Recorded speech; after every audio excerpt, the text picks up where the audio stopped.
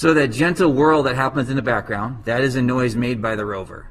But yes, what you did hear 10 seconds in was an actual wind gust on the surface of Mars, picked up by the microphone and sent back to us here on Earth. So we have a second one, which basically further reduces the noise of the rover so you can just hear what the wind would sound like on Mars. And once again, I invite you to sit back and have a listen to what it would sound like to be on Mars.